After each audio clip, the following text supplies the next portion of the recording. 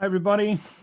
So as you know, the name of the talk is a FUBU level placement test. FUBU is for us, by us, and we'll get into why that's important in a minute. I have with me Rachel Tunnicliffe from Mary C. College in Quebec City, and she's going to be helping me out, talking about the need and a little bit of the background for why we're putting so much effort into producing a new test. Okay, there's a newsletter, and perhaps I should just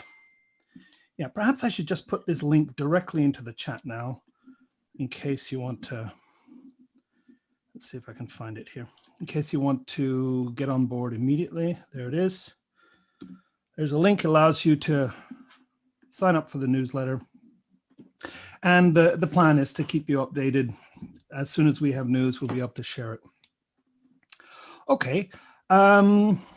I have a few questions prepared, and I'd like you to go wild in the chat. I won't monitor it while I'm talking. I have lots to get through, but I will be very interested to read your comments, and perhaps Rachel will be able to help by monitoring the chat for me. So these are the questions, and I'll put them into the chat also.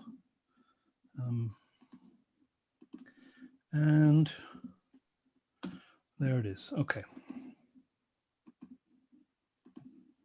So these are the questions. What are current problems with your placement system? If it's working perfectly, then there's not much to talk about. But if there are problems, we want to know about them because we think we can improve upon the current placement system that we have at most colleges. And what do you want from a placement test? I mean, how could we improve it? How could it help you do a better job? And once you've heard our plan, I guess the next question is, what do you think could go wrong? If you see a problem, let us know. We don't want to make any mistakes if we don't have to. The plan for the talk is simply this. We'll go through the need. I'll show you an early prototype, or at least elements of it. We'll talk about the funding request. I want to go over the plan in brief, just 4 elements, and then go through the design principles. And then I want to give you some examples of modules that we have conceived but not built, and then any additional features that could be interesting.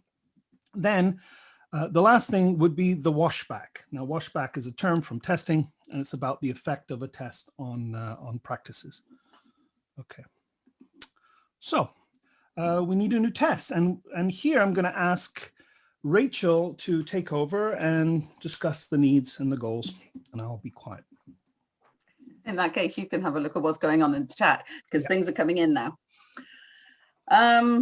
Yes, the needs for the test. This is something that a few years ago, the CCDMD, who is now the body in charge of the ETCALS test, which so many people do use. We reckon about half of CEGEPs do actually use the ETCALS test. And about a few years ago, they just announced out of the blue they were not going to be doing the ETCALS anymore. This was without talking to anybody about it. And they were setting up their own new test. And we immediately replied to them and said, whoa, hold on a minute, we need the ETCALS, we know nothing about this new test, we need to be involved in this, etc., etc. Once they had done their test, they kept ETCALS for us, they kept that going. Once they had done their test, they did invite us to have a look at it. We discovered when we looked at it that we didn't think a lot of it. Just a little anecdote on this. Our previous English teacher and his perhaps 101 level secretary both did that test and came out, both of them, at level 10.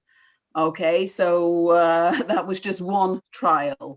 With my colleagues, we did it by answering anything, and we all ended up at level 10 as well. So we decided that that test was not going to work. We wanted them to keep ETCALS. Now, the problem with ETCALS is that it does need overhauling, it does take up a lot of space, and it does cost. And some CEGEPs are not using it because of the cost. Some CEGEPs prefer just to go with their own thing because it is saving them a lot of money. And we do want to overhaul it. We've tried dealing with the CCDMD to try and overhaul the test, but there's a problem with communication with them about this. So we decided, look, if we can't get what we want, and it's also a problem when you can't have all the CEGEPs using the same test, then we should perhaps think of doing our own test. That's why the for us and by us. So it was important to get into that. Ideally, what we would like in the province is that a 100 level student is a 100 wherever they are in the province. A 103 level student is a 103 level wherever they are in the province. Students move around. It's much easier if the levels all mean the same thing. And it's better for everyone concerned that we all know what those levels actually mean. So it would be great if we could have a test that would do that, would place them in the right levels to start with. The goal, I can't see underneath, I've got now the discussion in the way. So number 2, the goals, one test, okay, which we can use everywhere in the province, free, easily updatable. This is what we want. These are what our goals are. What we've achieved so far, well, I think Nick will be talking about that shortly. We've put a team together. Nick, and I think everybody knows Nick. He has oodles of experience in all sorts of fields, whether it's technology, teaching, etc., etc., etc. Tom Wellham, who is not with us today. In fact, he's actually replacing me at our Commission des Études. So he has a lot of experience as well in teaching and in evaluation as well. And I'm the other person on the team. And for me, it's more my experience. I have, well, more years than I'd like to admit in teaching. I've also been a consultant for various publishing houses for various books that some of you have written. I'm also a reviser and a translator. So I'm just there to keep the lads in line, you see. So anyway, Nick is the driving force behind this, and I'll let him continue. Thank you, Rachel. Okay, so I'll just go over what we've achieved so far. Just this is, we've been kind of working on this for a while. One thing that we tried back in 2020, about this time last year, was to set up a Moodle website with a kind of level placement test based on self-assessment. It's just a prototype. We want to see what progress we could make with the idea. So it looks like this. It's called testdeclassement.com. And you select your college, and then you answer some multiple choice questions. And the questions look something like this. So you have both in English and French. How would you describe your listening comprehension in English, reading comprehension, interaction skills, etc.? And then you have these videos, and these cartoon characters would describe their ability, and you would select the one that describes your ability. It's a kind of self-assessment test. It's a fun idea, and I think it has potential. Yeah, so they're animated videos of the 5 different levels from mise à niveau all the way up to 103. Okay. Let's move ahead. All right, so the idea is that also the system would send any texts that the students wrote on the system through what we call an API, an application programming interface, to the virtual writing tutor, which is my website. And I've developed an essay scoring system. So the testdeclassement.com would send the essay to the virtual writing tutor using the score essay program running on the server, and then the system would send back the result. Right, and you can try it if you want to go to virtual writing tutor. You can see how well this system works. And I'll be talking more about automated evaluation later today at about 3. So, after trying this out, we realized that we need more than a Moodle prototype. Moodle is very server intensive. It's difficult to modify. It's actually quite tricky to update. certainly if you modify any of the core code. We need a dedicated single-purpose website, and that means, I believe, using a JavaScript, server-side JavaScript called Node for the back end, and React, which is what Facebook is built with, so an attractive front end, and then dashboards for teachers and for administrators.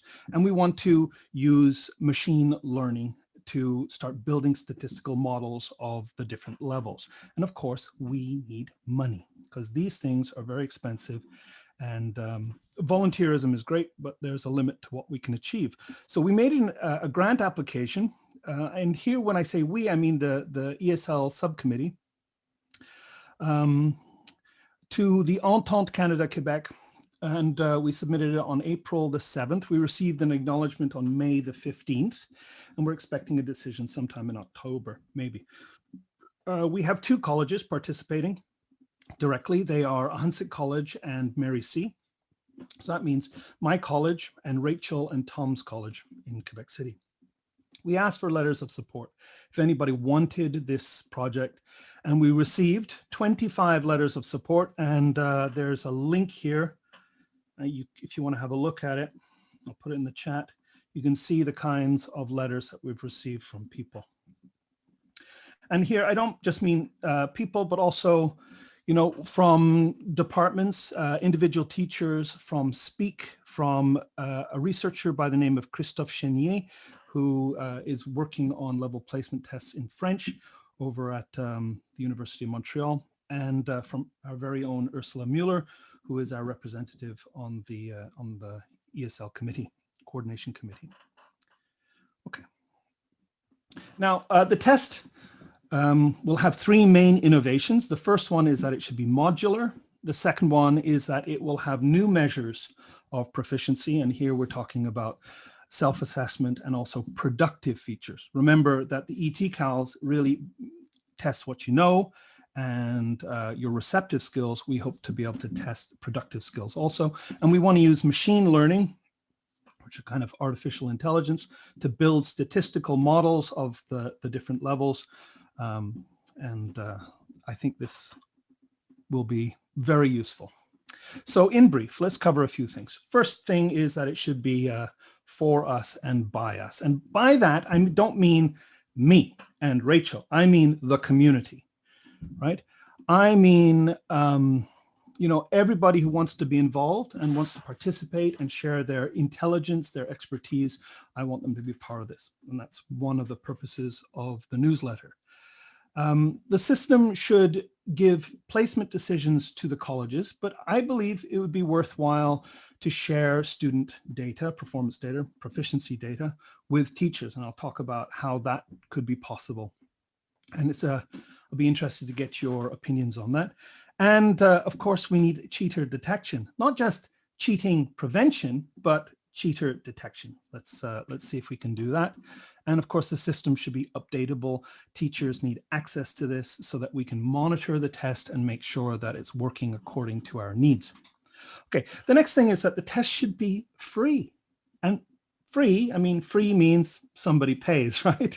So how do we generate the money? Well, the idea is that it should be free for colleges to maximize participation, to get as many colleges as possible to use the test, and not have the administration say, oh, well, if we don't use the test, that'll save us $3,000 a year times 10 years. It's $30,000 that we could put elsewhere. We want it to be free for colleges. Therefore, in order to pay for the hosting of the test and the further development of it, we'll need to find some way of extracting money from the users, and that means the students. Ask students if they want to pay for extras. All right, and it could be through affiliate links, selling you know, links that generate a sales commission to things that students are likely to buy, that they'll want anyway, or to sell to students some upgrades. Okay, so this is not set in stone. This is still just an idea of how to finance it. So for instance, let's say you say to students, aren't you curious? You could get a complete report of your English language ability with all the details of your proficiency and a common European framework of reference rating that you can show to your employers. Wouldn't that be useful too? Maybe like a certificate or something. How about finding out how you compare to the other students in your college, the college that you're applying to? Wouldn't that be interesting for you? Wouldn't you like to see how you compare to them? And how about some insider advice from other students and teachers about how to succeed at college? Valuable advice, and all you have to do is pay a buck or a couple of bucks to get all these extras. So this is the conception, that there might be a commercial aspect to it, or free if you're not interested. Okay, the other thing is that the test should be modular, and that means that there would be little things that little parts of the test. You could skip some, you could do them in any order that you want. Probably you'll start with your profile, but otherwise you could jump around and do different things as you like, right? And the other thing, so for instance, usually tests have a vocabulary, a grammar, a reading and a listening section, but we want to add other kinds of modules, right? Like self-assessment, profile, a chatbot interaction, pronunciation, an open speaking task, an open writing task, and a dictation task to test your working memory capacity. And of course, we want to use artificial intelligence. Now, artificial intelligence means different things, right? It's a catch-all phrase. It means natural language processing. That means speech recognition, pronunciation scoring, and automated text evaluation. I'll be talking about that some more today, this afternoon. And machine learning is another form of artificial intelligence, and that is building statistical models of levels, but also of cheaters, right? So if module performance is inconsistent in a predictable way, then we might be able to flag cheaters who are trying to get into a lower level, perhaps. Okay, so let's talk about some design principles. First, I want to ask you, and I want you to answer in the chat, is teaching for you an art or a science, would you say? I was asked this at a job interview. I didn't get the job, so I don't think I answered very well. But my answer was a science. It's based on scientific data and scientific theories. Art, science, art, both. Art, read my thesis. Or, those are some of the answers. Or is it art because of the creativity? Well, I think I have a better answer today, and it comes down to this. Teaching is a science, but it's not a pure science, as I suppose. It's a design science, like architecture or engineering. We build designs, right? We design tests, we design lessons, we design courses, we make designs, and then we test the quality of our designs. So it's a design science. And so this test that I'm proposing is going to be a design that needs evaluation and adjustment. We, I believe, in this design, need to make sure that we understand our clientele, right? Not just what they know, but also what they do, what they can do, their past experiences. I had a student who did her elementary school in New York. She's a member of the Haitian community, did elementary school in New York, spoke Creole French growing up, and then came to Quebec. Well, that had an impact on her proficiency. So knowing something about her background helped us make a decision about where to place her. Students' needs. Are you planning to become a ventilation technician? Or are you planning to go on and do a PhD? They're different needs, and so therefore we should try to find out what they are. And of course, your goals, right? Educational goals. Another thing that we could find out is your capacity, your aptitude for learning languages. Because if you're on the cusp between, let's say, 101 and 102, the fact that you have a very good working memory and are able to learn more quickly would allow us maybe to bump you up to 102 if you're on the bubble, on the threshold. Okay. Objective measurements. I've been in conversation with a teacher at University Cégep de Sherbrooke, a guy called Brian Teasdale, and he says, look, we've got to stop using our intuition to put students into levels. We need to have objective standards for the levels. It's not enough to say that, 101s are more fluent than 100s. We need to know exactly how much more fluent, and we need a measurement of that. So in terms of fluency, we need to measure things like disfluencies, hesitations, but also words per minute. Accuracy, error density, error profile, complexity, how many subordinators do you use, if, because, since, though, and range, like how many non-easy words do you use in your communication. This should help us establish what the levels are in an objective sense. Students are different today, wouldn't you say? I mean, they're different from how they were. According to Nolan Bazinet, I think he's a professor at the University of Sherbrooke now, he taught me that young people have adapted to a different way of thinking. They've adapted to a digital life that's full of alerts and interruptions. So they've developed a kind of hyper attention and struggle with the deep attention that many of us learned to develop when we were much younger. So our designs should adapt to the kinds of attention that students possess today. Instead of just lamenting how they think differently, we should adapt to those needs. For machine learning to work, we need big data, because big data means statistical power, and statistical power improves statistical models. So it may take a few years for us to develop really reliable models of the different levels. And we should make sure that the design of the test is suitable for teachers using laptops. And if students want to access the test using their smartphones, then we should make sure that there is an effective mobile view. So that's a design principle. We should also use gamification, don't you think?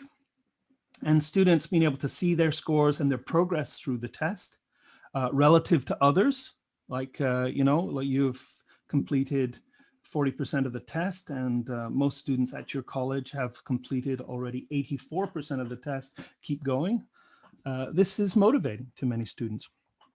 And of course, you've got to show it to grow it. And so getting students to encourage each other by posting on social media their progress through the test may help others engage, right?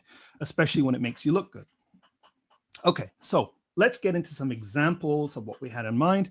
And again, this is just a proposition. We're still just making proposals about a test that we hope to get funding for. First of all, it should be modular. That means students should be able to access the different modules in a random fashion. The interaction should be short. There should be follow-ups to get students to come back to the test if they haven't completed many modules. There should be opportunities for social proof that you've done elements of the test to encourage others to engage and re-engage, and there should be a scorecard to let you know how well you're doing so far. We need a profile. We need to know the student's name, email, maybe SMS, so we can send them text messages to prompt them to come back to the test, their age, their date of birth, their place of birth, years of ESL, any additional languages, the college they want to go to. Maybe we'll need their permanent code. And of course, we'll need to get them to agree to our privacy and terms of use. I think self-assessment could be useful. Getting students to tell us, what was your high school average? How often do you use English? How confident are you? What are your needs and goals? What are your learning difficulties? How do you compare to others? These are all useful self-assessment questions that could help guide our placement. For example, let's say a student were to watch Emily talk about her abilities, right? I don't know if this is a video. Is it a video? Yes, it is. I use English mostly when I'm watching TV or Netflix. And at school, I struggle with the oral part of the English. She's good accuracy, but she's a bit slow, right? So it'd be useful if we could get students to swipe left, swipe right, or swipe down if she's like me, better than me, or worse than me, right? And we could have students swipe as a kind of self-assessment as they go through different videos of students talking about their proficiency. Why not?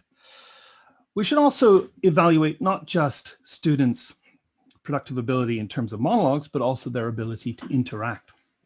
So how about some chatbots where we ask students to ask me questions, ask me about a trip, ask me about my family. Let's see what you can do in English through an interaction. Here's an example of an interactive chatbot that I developed. I wonder if, I'm going to see if I've set my sharing here to share the sound. Maybe I haven't. Let's try again. Okay, let's see. This little chatbot that allows you to evaluate a student's interaction ability. Where did you went on vacation? That's an error. Use the infinitive form of the verb go with the auxiliary did. Ask this instead. Where did you go on vacation? Where did you go on vacation? We went to Cuba.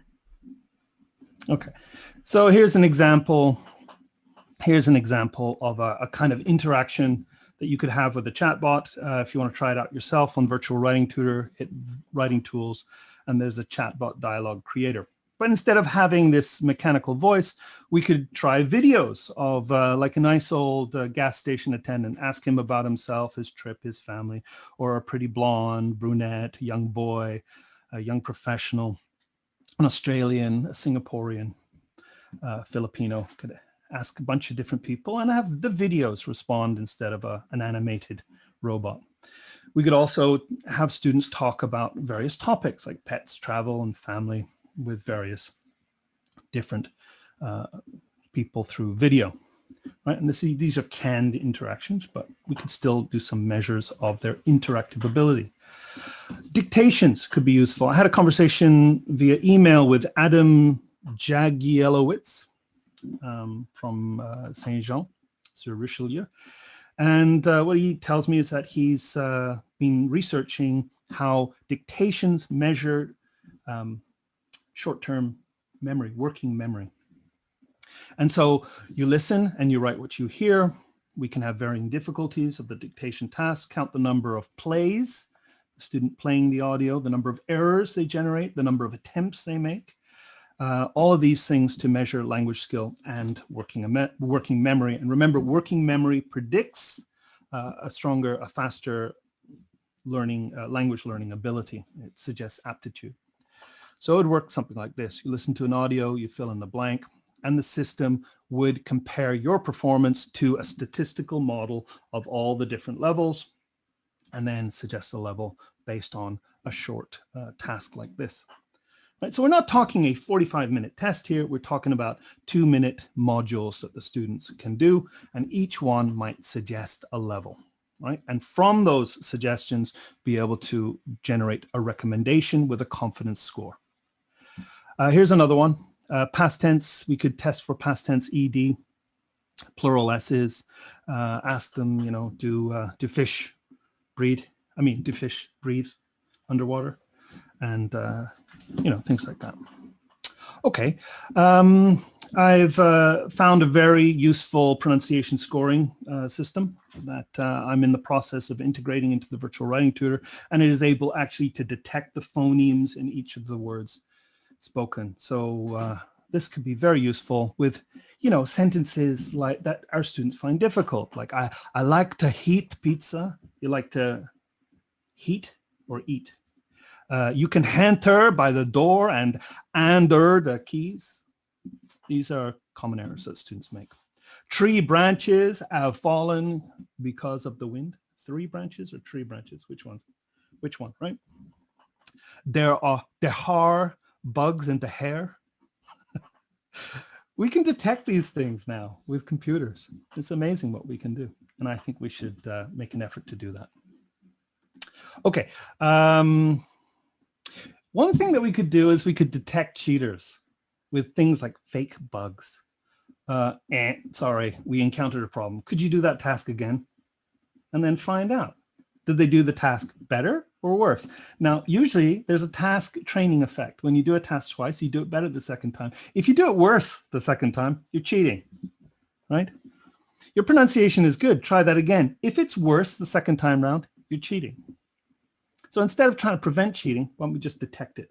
Then we can get those students to come into the college and we can talk to them face to face and help them understand the importance of being in the right level. Okay, that's enough about that. Speaking, we can get students to introduce themselves and their weekly routine, the value of education, a memorable trip, to evaluate their past tenses, find out if they've mastered past tenses, should go into 102. Imagine how your life could be different, see what their conditionals are like, what they're capable of. Check this out. Here's an example of a student who is talking about the value of her education. So you can see the script on the right, you can hear it on the left. Hi, so for me, education is essential because first of all, obviously it can give you access to any job you want. And when you want to graduate, you don't have the choice to read books, to read articles. So school gives you general knowledge. She's pronouncing her third person S. She's got this complex sentence structure. I would say she's a 102. I'd be curious to know what you guys think. Is she a 102, 101, 103? Here's another one. Let's see what you think of this one. To have a career that I can, that I can choose, because if I didn't have the education that I've had, I probably wouldn't have that chance. So check out all the hesitation, right? Is that a 100, 101? Certainly not. Look at the grammar. She's got the present perfect. She's got the conditionals. All right, so you can tell that on the left, we've got a student who says 39 words in 20 seconds. That's 117 words per minute. That's native-like. On the right, you've got 30 words in 20 seconds. That's 90 words. That's a bit slow. There's a lot of disfluency there. And yet we have this grammar complexity that suggests 102, but probably not 103. Anyway, we can measure these things automatically now. So how would the machine learning automated assessment work? Well, the student would enter this. If we have students of known proficiency levels from our classes that we've validated, that we know are 100s, we know are 101s, we know are 102s, we can have them enter the system, identify their level, answer questions, and then we can extract these latent features of how they communicate and generate a statistical model. Then when a student taking the test enters the system, they answer the questions, and then the system would extract those latent features of their communication and do a comparison with the model. And the closer they are to each one of these 1, 2, 3, 4, maybe 5 models, the more confident we can be about the level placement recommendation. Nick, I don't know if you want a few questions or a few things that have come up in the discussion I can ask. Sure, go ahead. I haven't been monitoring them. I've just been talking and talking. Okay. Well, one was, will they not lie if they're reporting their own level for high school grades? Who knows? We don't know. But Ursula replied to that one that that's only one side and we'll be looking at everything. Yes. Reliability of self-assessment is another question.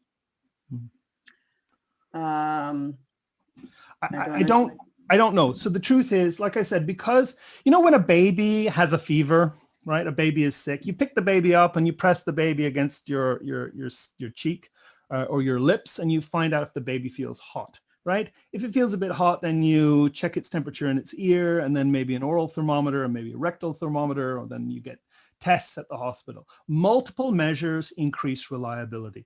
One measure, like a self-assessment, is not entirely reliable, but it's one of many measures, right? So if a student only does the self-assessment and then doesn't continue with the test, this may actually be a feature of students who are trying to cheat, right? Avoidance of test modules may actually be an indicator of somebody who needs an interview and needs to come into the college. It's an assumption. It needs to be tested. The design is not finished in any way at all. Another question that somebody brought up, the different varieties of English, which I would say straight away, yes, we will have to take into account different varieties because we have students from all over the world, so definitely. And special needs. Are we taking into account special needs and anxiety? And I think the answer to that is the fact that because these are small modules that they can do not necessarily in a 45-minute session, I think that's going to help a lot too. I don't know if Nick wants to add anything to that. Yeah, absolutely. I don't know. Let's. This is why collaboration and involvement of the community is so important, because we just cannot think of all these things on our own. We need people to help us and guide us in the design of this test, make a better test. Perhaps we can talk a little bit about where I think Rachel and Tom can come in with some very interesting ways of improving the test, and that is with the traditional receptive skills of reading and listening.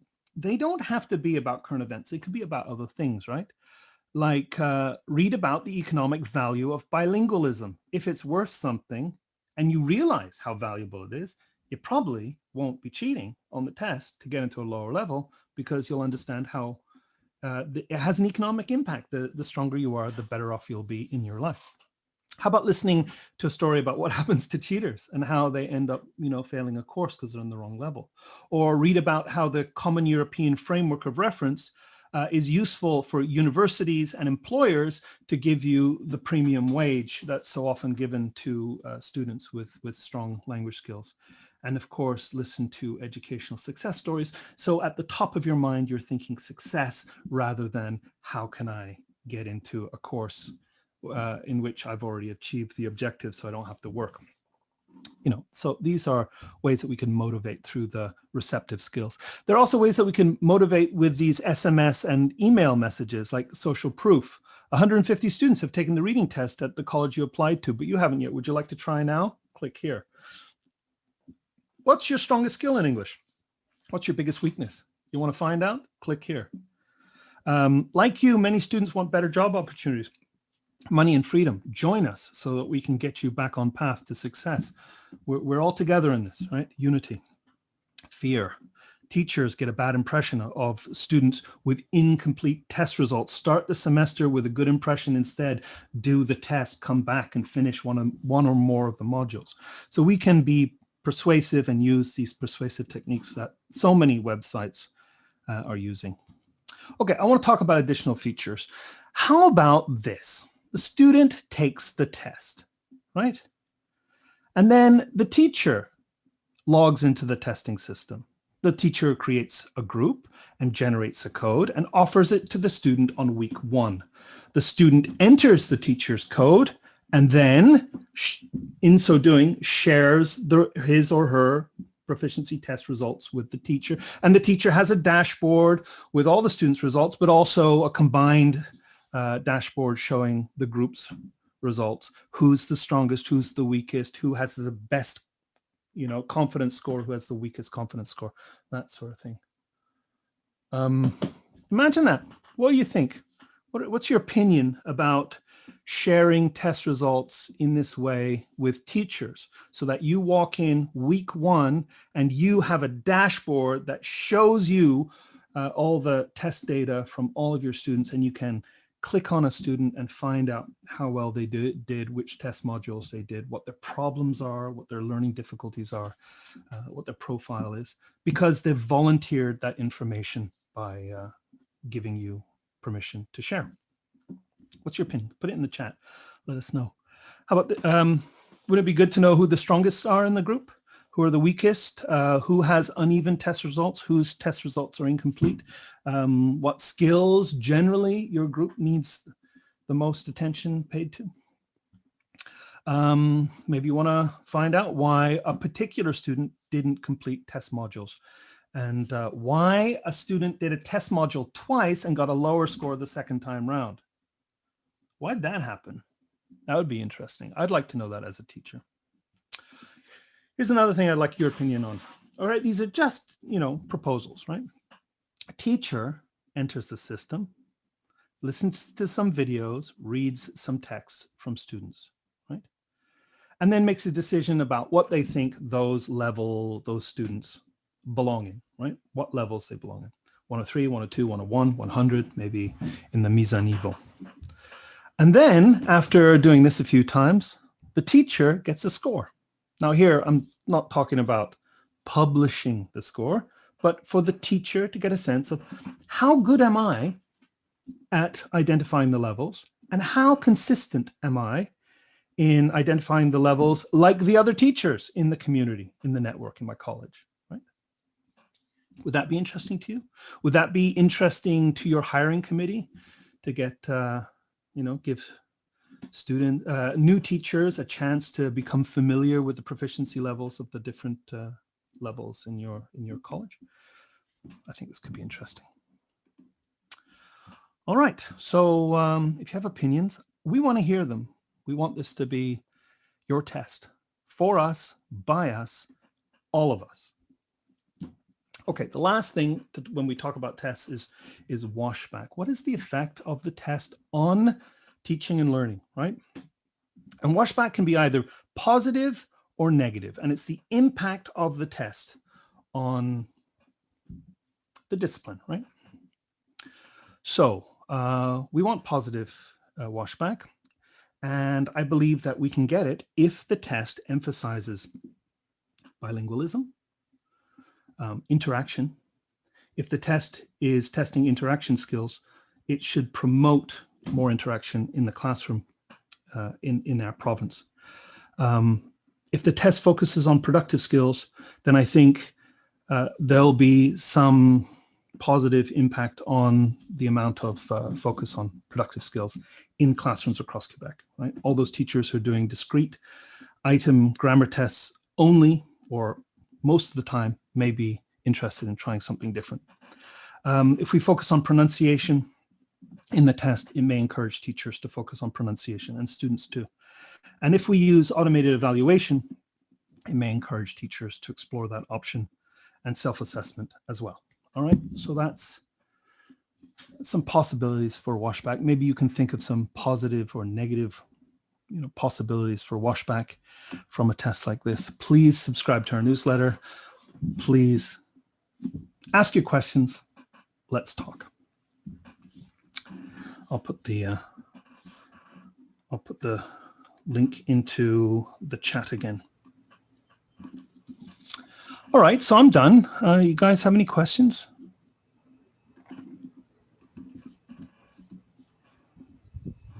Okay, I can look at the questions. Sarah? Yeah, I'm not sure which, Sarah. sorry. Me, Sarah? Are there two of us? Can you hear me okay? I can. Yes? Excellent. Okay.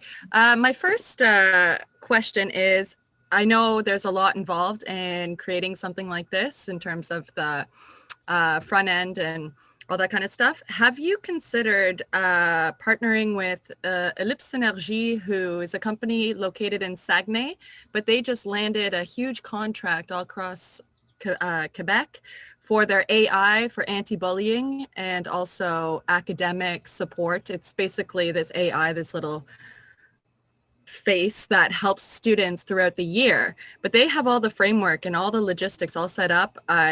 They're my clients. I also have my own company, and I translated the whole AI for them. They would be open to maybe something like that. I feel like a lot of what you're looking for could maybe already exist in something that is being used in Cégep. I don't know if that is even a possibility. It's just a thought, just throwing it out there. Well, thank you. We'll look into it. We've submitted a proposal to Entente Quebec Canada, and so I don't think we can change it entirely. But partnership, why not? We want to be partners, of course. Because I know they also applied for one and got a big grant. I'm not quite sure, but I mean, anyways, just something to look into because they're really great people to work with, and they'd be open to any even help. Could you put the URL into the chat, and we'll Sure, I'll find you. I'll find you his name and everything. Thank you. 1 second. No problem. Just close my speaker here.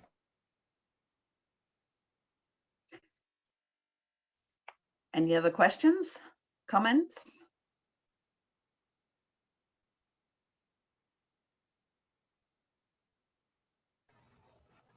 I have another one if no one else is asking questions. Go ahead. So I should preface this in saying I have had my own company for 10 years teaching privately in Saguenay. And it was my first year cégep to me.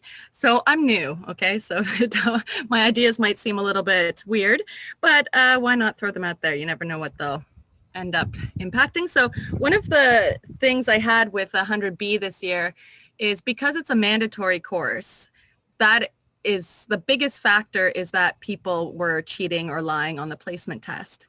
And I had a lot of issues with basically the écart, the split in my class of students who were just way better than the real 100Bs. My question is there any way to have, you said one of the positive washboards is bilingualism, but is there not like a way to also have workforce bilingualism?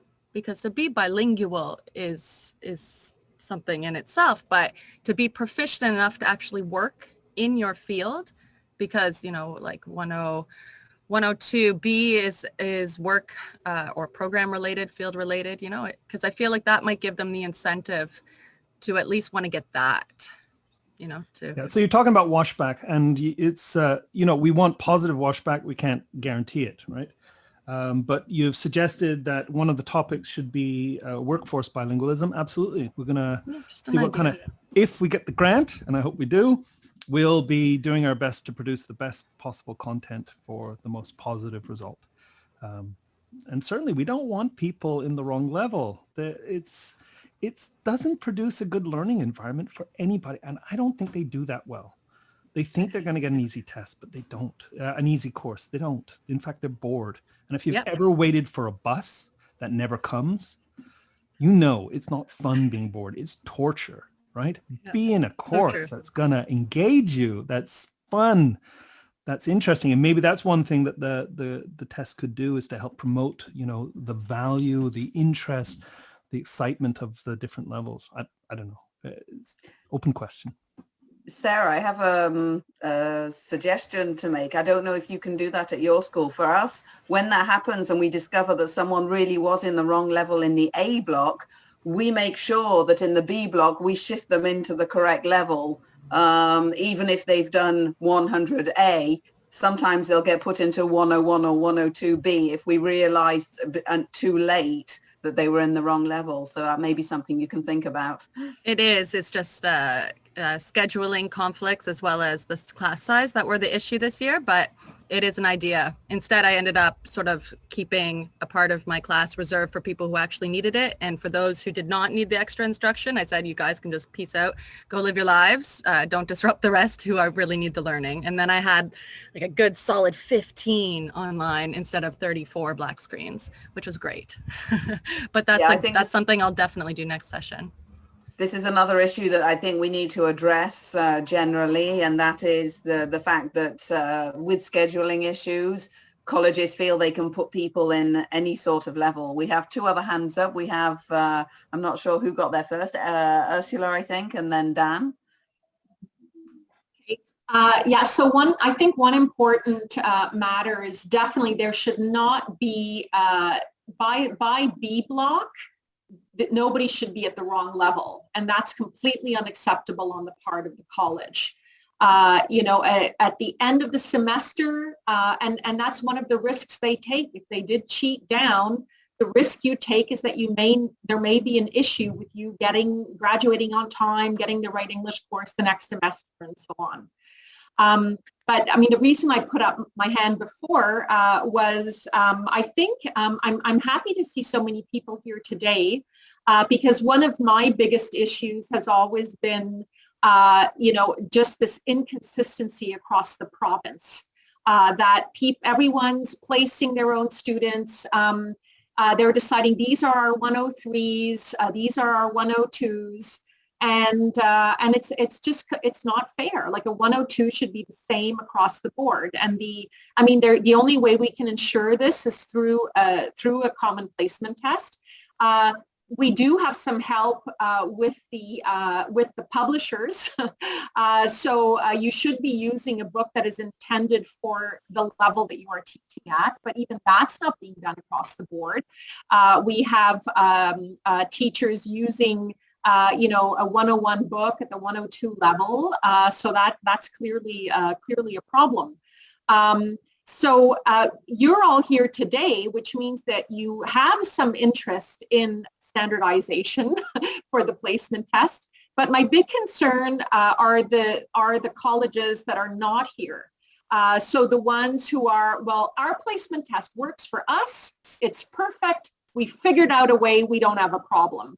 And they have absolutely no idea if their 102 would pass 102 at my CEGEP, for example. So I think we need people to convince your colleagues, possibly if that you know, whatever test we do come up with, and that's what's great about the opportunity for this one, is that we do have the chance to put, you know, to share everything that we do have to share with Nick and with Rachel, and then test it out, try it out. And again, you know, if it really doesn't work for your school, you know, perhaps a 103 isn't what you thought a 103 was, and we all have to accept that. And I think we've seen a lot of changes in the population. The 102s now at Saint Laurent are not the same kind of 102 that I had when I started teaching, you know, 25 years ago at Saint Laurent. So there is a big difference, and I think that's one of the reasons that the test really has to be updated as well. Thank you, Ursula. Definitely agree with all of that. Dan, and then Danielle. Thank you, Rachel. And Ursula is right. It's a question of fairness. 102 should be the same throughout the province for fairness, because 102 denotes a certain level. Also, I've been attending RASCOs for a long time, and there's been many times I've been in workshops where teachers are working on a subject, and it's clear that there's not this parity, and teachers from different colleges have a different idea of what students could do at a different level, and it makes it harder for us to work together. It makes it more difficult for us to work as a community towards, if we're not talking the same language. So I agree with Ursula, and I agree with the importance of this placement test. Now, Nick, at the beginning, you asked about, you know, you want our help in terms of what are some of the problems. One of the problems I see is with the self-financing aspect. I think there's going to be criticism of that. In our school, I don't know what it's like in your school, but in our school, if someone puts up an ad in the toilets, it's torn down. If there's vandalism, like pretty much in a day. They're trying to sell something. People do not want private sector to enter into the CEGEP level system, and I'm worried with the self-financing aspect that there will be strong criticism against this. Ideally, the ministry pays for this. I think it's going to cost. I think one of the problems with the CCDMD, $1 per test, approximately, that they were charging. It was a cash cow for them. There's no way maintaining the system cost them that much money. There's no way. They were cleaning up. They were making so much money off us. And so I think there was mismanagement on the CCDMD, and there was a lack of transparency about how much it really cost them to maintain the ET-CALs. Anyways, I know that there has to be money to maintain the test, but I'm worried that this self-financing aspect is going to be a problem. A lot of people, and I don't know. I think the solution is just to say that we convince and we lobby and we work for the ministry to pay, and I don't think it's going to cost anything like $1 a student. Dan, yeah. Oh, sorry, I was just going to say, if you have another point, we have 5 minutes left of the meeting, and we have Danielle who's waiting with a question as well, but it's a very good point about the advertising, and I think we do need to have a look at that as well. Think of it. Do you have something else you wanted to add, or should we move on to Danielle for one last question? No, thank you. I don't want to cut you off. That's fine. Okay, thanks, Dan. Danielle? Dan is my coordinator. I just stole my coordinator's thunder, so I'm sorry, Dan. I just wanted to say, I think this was a really interesting presentation. I love the idea of gathering as many data points on students as possible. I think that will be useful. I think we do have to consider all the different ways that students use language and they master different skills at different times. I love the idea that so many people from across the province are involved in this. So I think it's great. My big question, and since I have like, what, 4 minutes left now, and I certainly don't expect anyone to answer this anytime soon, I've heard everything from like, I mean, Dan was talking about like the ethics of financing. Ursula was bringing up issues of like equity. Rebecca was bringing up issues of like inclusion with students with learning disabilities. And so I'm just wondering, like, I know we're all here because we all want to make sure that the students are placed at the right level, but I'm hearing so many other like emotional, social, financial, ethical questions. I'm hearing control issues.